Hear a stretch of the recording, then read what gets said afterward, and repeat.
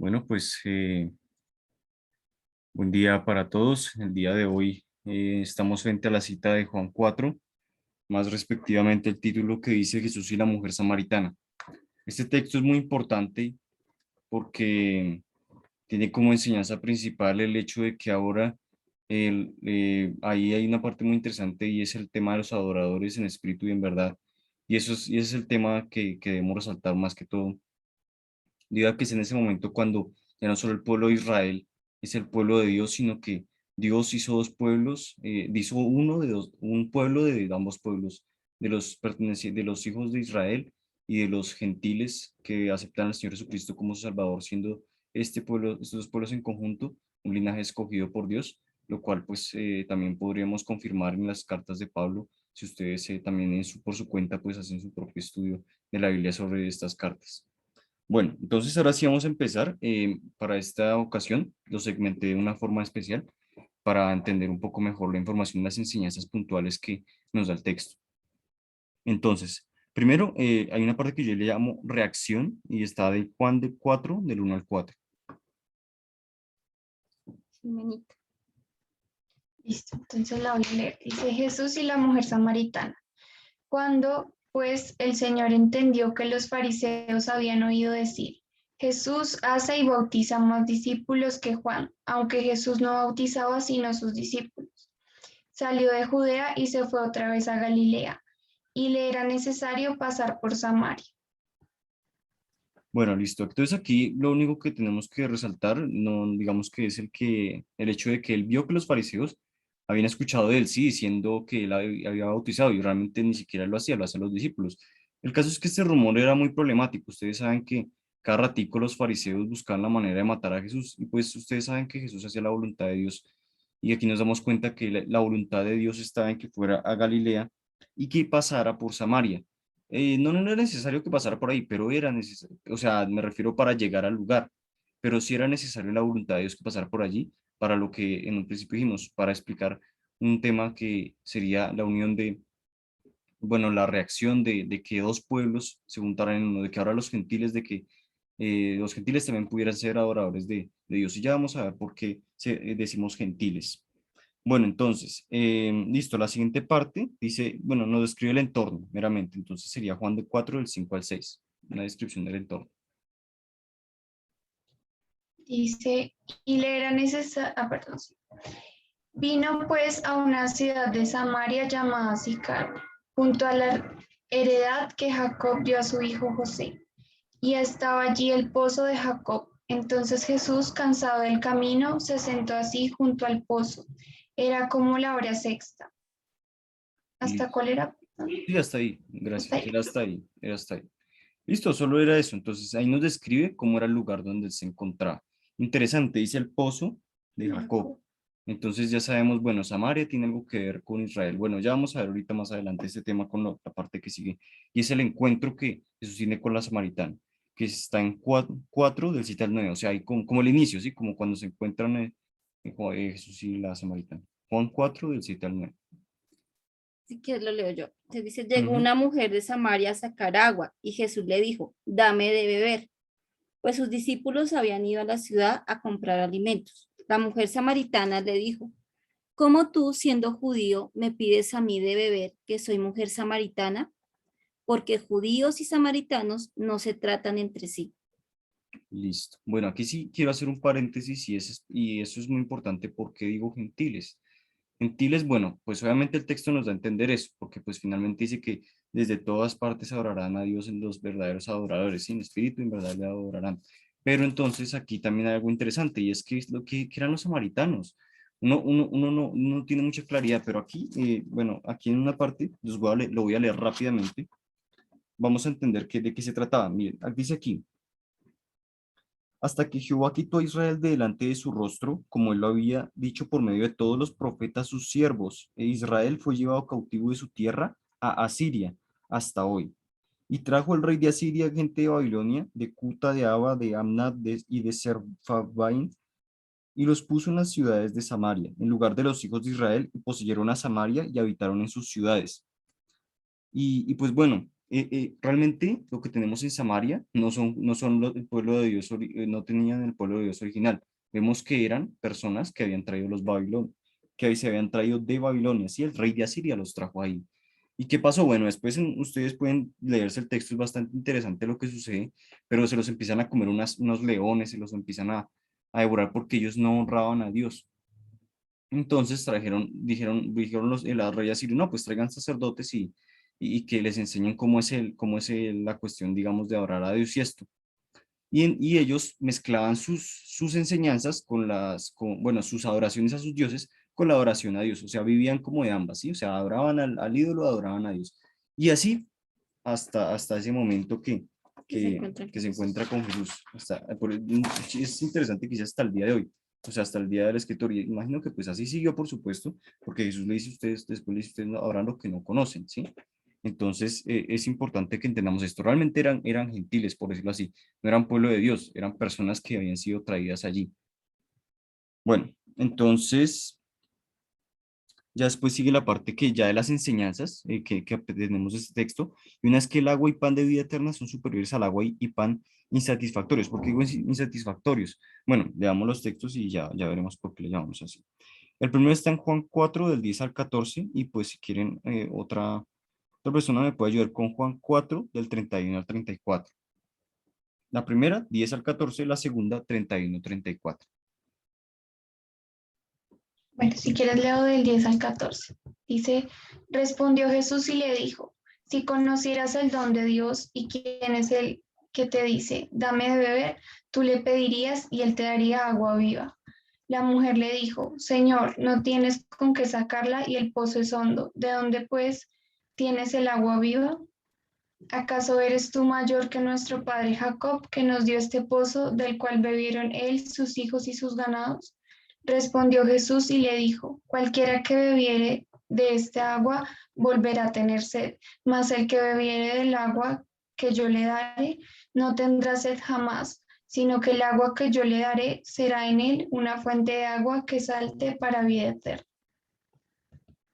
Listo, muchas gracias. Ahora el 31, 34. Sandrita, ¿lo quieres leer?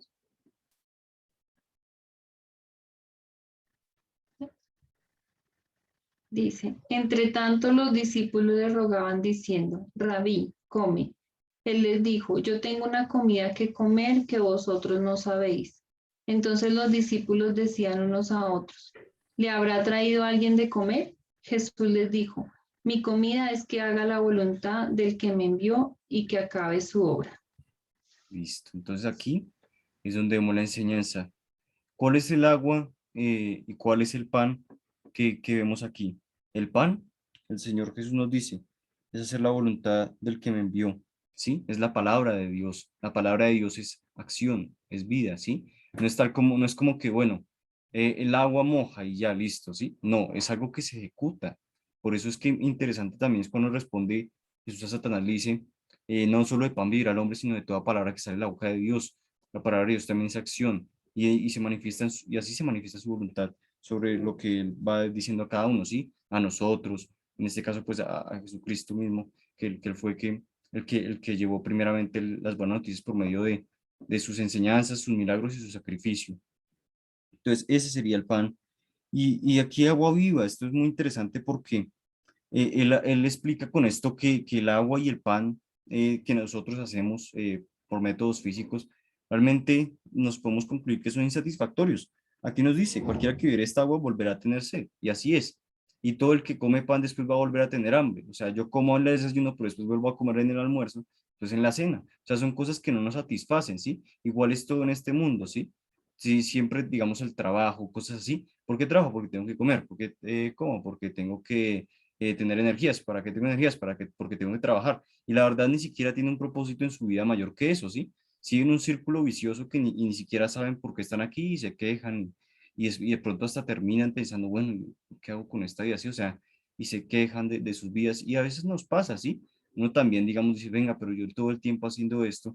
Y muchas veces porque uno no hace caso a la voluntad de Dios. Me ha pasado, ¿sí? Que uno escucha la voz de Dios diciéndole, haz esto, haz aquello, pero uno se cierra por temor o por alguna cosa y entonces empieza a dejar su vida caer en la rutina, dejándola dominar por cosas inferiores a Dios, alimento, placeres, cosas vanas que son insatisfactorias porque no nos llenan, sino que necesitamos otra vez recurrir, mientras que en Dios siempre tenemos una fuente de vida eterna, ¿sí? Algo que no se va a acabar nunca, ¿sí? Así se acaba el mundo, se acaba todo, su palabra no va a pasar. Entonces, eso sería como es por esa parte, el tema del agua y del pan, ¿sí? El alimento que es pues, su palabra, ¿sí? Entonces, listo. Ahora la otra que tenemos es adorar a Dios en espíritu y en verdad, que se encuentra en Juan 4, del 19 al 24. Le dijo a la mujer, Señor, me parece que tú eres profeta. Nuestros padres adoraron en este monte, pero vosotros decís que en Jerusalén es el lugar donde se debe adorar. Jesús le dijo, mujer, créeme que la hora viene cuando ni en este monte ni en Jerusalén adoraréis al Padre.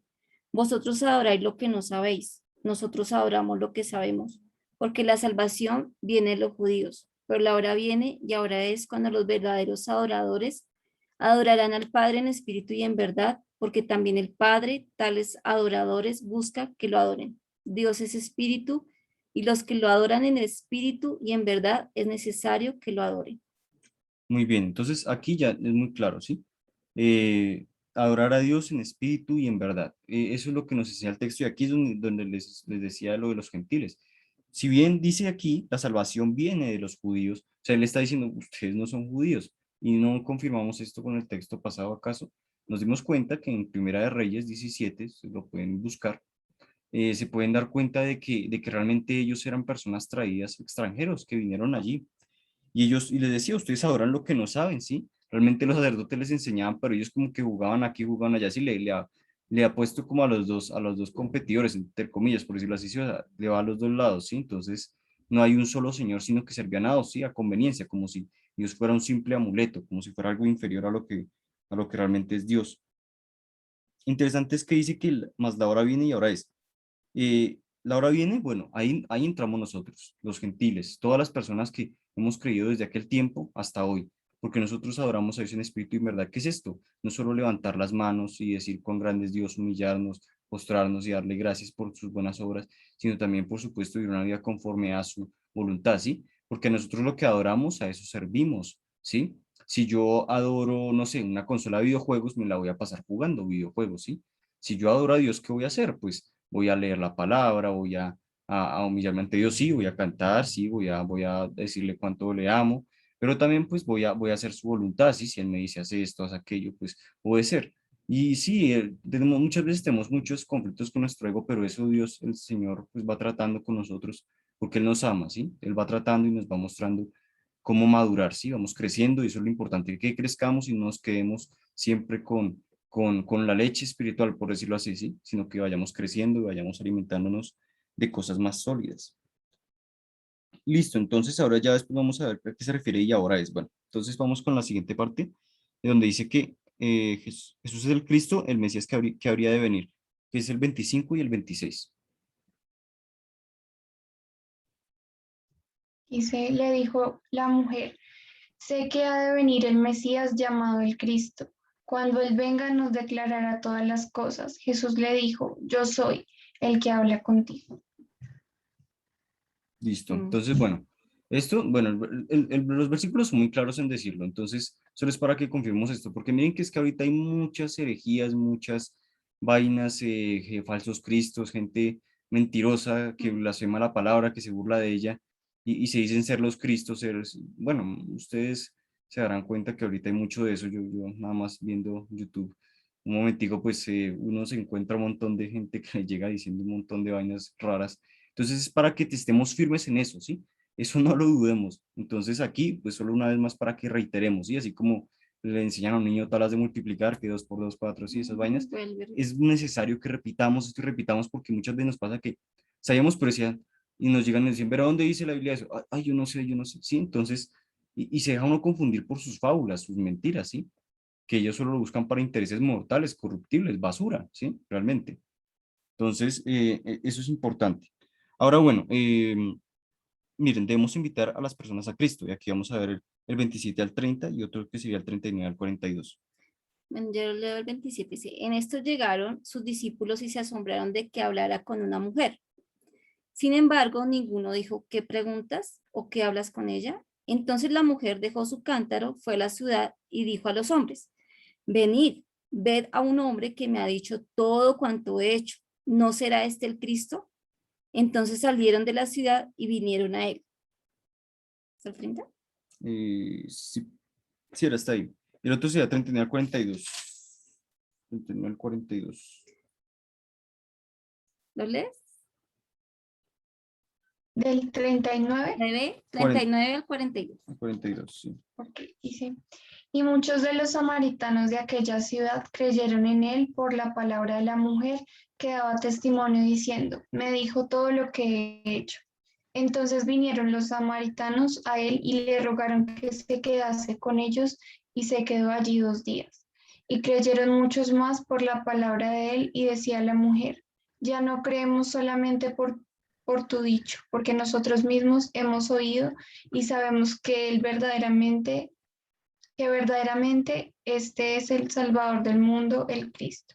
Listo. Amén. Bueno, entonces esto es importante. No callemos el testificar de Cristo. ¿Cómo así? Dar nuestro testimonio. ¿Qué fue lo que hizo la mujer? Hizo testimonio. Sí, les dijo, miren lo que el Señor hizo en mi vida. Miren lo que él me dijo todo cuanto sé. ¿Por qué no vienen a Él y buscan esa necesidad que hay en sus corazones? ¿Sí? Invitó a quién? A Cristo, no a que me escuchen a mí, no que, sí, yo me pongo aquí a hablar, sí, lo que yo quiera, sino que es invitar pues a que conozcan a Cristo. Y bueno, ¿por qué medio? Pues bueno, ustedes saben que está la institución que el Señor implantó, que es la iglesia, ¿sí? Que no son unas paredes, sino somos todos los santos, la congregación de los santos, donde está pues bueno, el pastor, el obispo, como lo quieran llamar, y esa es pues, la persona que da la palabra, ¿sí? Entonces, por estos medios se lleva el evangelio, ¿sí? Pero nosotros sí es importante que demos nuestro testimonio a las personas, porque es por estas obras en que se muestra el poder de Dios. No deberíamos callarnos cuando vemos un milagro en nuestras vidas, ¿sí? Para que las personas se acerquen, porque ellos de esta manera entienden. Ustedes saben que ellos todavía, pues, todos modos están en la carne, en cierta forma, y solo con fenómenos físicos podrían entender todas estas cosas. Bueno, ahora sí vamos a lo último, que sería, hay una cosita que se me olvidó. Cuando dice, y miren, me dijo todo cuanto sé, esto es importante, que sepamos que Cristo lo sabe todo. Él sabe todo sobre nosotros. ¿Qué podemos ocultarle? Por eso más bien confesemos nuestros pecados. Y Él es fiel y justo para perdonar. Nosotros la embarramos a cada rato. Nosotros cometemos errores, ¿sí? Y yo los cometo, todos los cometemos, ¿sí? Entonces es importante que vayamos a su presencia y pidamos perdón. Y bueno, ahí en los versículos que me salté, dice prácticamente eso, ¿sí? Entonces era como para esa parte. Y lo último ya sería que los discípulos, la última enseñanza sería que los discípulos cegaron lo labrado por sus predecesores, los profetas. Entonces aquí ya vamos a ver lo último que sería del 35 al 38. Entonces no sé quién me quiera colaborar. ¿No decís vosotros, aún faltan 4 meses para que llegue la siega? Yo os digo, alzad vuestros ojos, mirad los campos, porque ya están blancos para la siega y el que siega recibe salario y recoge fruto para vida eterna, para que el que siembra se goce juntamente con el que siega. ¿Está el 37? En esto es verdadero el dicho, uno es el que siembra, otro es el que siega. Yo os he enviado a cegar lo que vosotros no labrasteis, otros labrarán y vosotros habéis entrado en sus labores. Listo, perfecto. Bueno, entonces, ¿cómo así que cosecha? ¿Cómo así? ¿A qué se refiere esto? Recuerden que al inicio nos decía, ahora es en espíritu y en verdad, ahora es y ahora viene. Bueno, ahora viene y ahora es, ¿sí? Ahora viene, ya vimos de qué se trata. Y ahora es, ¿qué se refería con ahora es? ¿Acaso no fueron los samaritanos los que creyeron? A eso se refería. Porque él decía, miren, ustedes no decían, no sean ustedes, faltan 4 meses para que llegue la siega. Miren, alcen sus ojos y miren los campos, porque ya están blancos. Y miren lo que pasa después. Muchos de los samaritanos de aquella ciudad creyeron en él por la palabra mujer. Entonces dices pues que vinieron los samaritanos y a él le rogaron que se case con ellos, ¿sí? O sea, todas estas personas se acercaron. Esa era la siga. Eso era lo que los profetas estaban preparando. Recordemos que ellos hablaban de las profecías del Cristo que habría de venir, que habría de restaurar la Israel, que iba a gobernar con vara de hierro, ¿sí? O sea, todas estas cosas, que bueno, también hay profecías que faltan por cumplirse, se cumplen en este momento, ¿sí? Donde Israel vuelve a Dios, ¿sí? Donde incluso los gentiles también van hacia Dios, ¿sí? Entonces, ya era ese momento, ya estaban frente a ellos estaban cegando lo que desde el pasado, desde que los profetas estaban diciendo las profecías que el Señor les mandó a decir, se estaba trabajando en eso, ¿sí? Y ellos recibieron esto, ¿sí? Nosotros también continuamos cegando. Nosotros también tenemos una labor por delante y muchas personas, muchos gentiles, muchos también judíos, porque gloria a Dios también muchos judíos están convirtiendo a Cristo, están arrepintiéndose de sus pecados. Entonces esto es la verdad, es muy interesante, ¿sí? Y pues por último, me gustaría no dejar atrás un tema y bueno, no es de aquí, pero sí tenía como esa inquietud y es comentarles pues que nos mantengamos en oración por también nuestros hermanos en Afganistán, que ellos están ahorita padeciendo mucho y también por todas las personas de allí, estos sujetos, esas personas, los Bien. talibanes, tienen unas normas muy estrictas y pues que son perjudiciales para muchas personas y también para, por supuesto, para nuestros hermanos en la fe, porque ellos prohíben el cristianismo, entonces ellos son perseguidos y muchos están huyendo, otros se quedan y pues la verdad ahí sí es como quien dice obedecer al Espíritu Santo. A ver, si yo me quedo, me voy, ¿sí? Dios sabe. Algunos están diciendo quedarse porque en su corazón sienten que de verdad lo que tienen que hacer es poner el Evangelio en alto, así pierdan sus vidas. Entonces, tenerlos en oración, ¿sí? Ellos también están cegando lo que desde los tiempos de los profetas pues se profetizó, ¿sí? Entonces, nosotros también mantenernos en esa obra como podamos en oración y pues también dando testimonio de lo que Cristo ha hecho en nuestras vidas. Sí, bueno, como pues algo que me gustaría agregar es que del último versículo que dice, ya no creemos solamente por lo que has dicho, le dijeron a la mujer, pues nosotros hemos oído y sabemos que verdaderamente este es el Salvador del mundo, el Cristo. Entonces, nuestro anhelo debe ser compartir la palabra. El que hace la obra es el Señor, ¿sí? O sea, uno quisiera que la gente conociera al Señor inmediatamente, pero el que hace la obra es el Señor y el Señor mismo hablará a sus corazones. Y lo más lindo es que dice que ellos ya no creyeron solamente por lo que dijo la mujer, sino porque ellos escucharon la voz de Jesús. Entonces, lo más lindo es cuando una persona tiene un encuentro directo con Jesús. Y esa debe ser nuestra oración, que la persona conozca a Jesús, que su vida sea transformada porque la voz de Dios habla a su corazón. ¿Mm? No porque ponen la mirada en la persona, no porque la persona me va a dar, sino porque quiero conocer a Jesús. Entonces, esa es como la clave ahí de realmente ser hijos de Dios, es llevar su palabra, que unos son los que labran, otros son los que ciegan. Lo importante es regar la semilla, que el Señor es el que la hace crecer en su tiempo y a su manera. ¿Mm? Entonces, oremos. Ok. Bueno, gracias Dios por esta oportunidad que nos das de reunirnos, Señor, por este medio virtual. Nos da, Señor, la oportunidad de aprender de tu palabra, de tus santas escrituras y aplicarlas a nuestra vida. Te damos de verdad y muchas gracias por todas las bendiciones espirituales y también pues materiales que nos has dado, Señor, para sobrellevar, Señor, de buena manera, Señor, esta vida. Y también, Señor, preparándonos para la recompensa, Señor, que en el cielo, Señor, tienes para cada uno, Señor, de tus hijos e hijas que son salvos por la fe en Jesucristo. Te damos de verdad muchas gracias por todo, Señor, por todo, por los momentos alegres, por las pruebas, porque sabemos que tú es para nuestra edificación. Sabemos que el que comenzó la obra la terminará. Te pedimos por nuestros hermanos de Afganistán, Señor, porque ellos están sufriendo, ellos están padeciendo por honrar tu nombre y sabemos que ellos serán tenidos en alto por su labor, porque no te negaron, Señor, porque dieron su vida. La palabra dice que aquel que niega su vida, aquel que pierda su vida la ganará y el que busque ganarla la perderá, Señor. Entonces ellos tienen esa corona, Señor, ese, ese valor en ti, Dios mío. Yo sé que tú estás muy alegre de estos siervos fieles que no niegan tu palabra a pesar de una circunstancia tan dura que están viviendo. Pedimos, Señor, que seas tú tomando control de esta situación. Bueno, sabemos que lo tienes. Solo, Señor, manifestamos nuestro deseo, Señor, de que se haga tu voluntad y que fortalezcas a nuestros hermanos, y no solo en esa parte, sino en todo el mundo, porque sabemos que también en China o en otros lugares que desconocemos hay persecución, Señor, bien sea por parte del gobierno o por entes, grupos ilegales o por personas particulares, no lo sabemos, pero tú sí lo sabes y te pedimos que fortalezcas a cada uno de nuestros hermanos en la fe. Gracias por todo, porque has sido muy bueno con nosotros y en el nombre de tu amado Hijo, el Señor Jesucristo, decimos amén.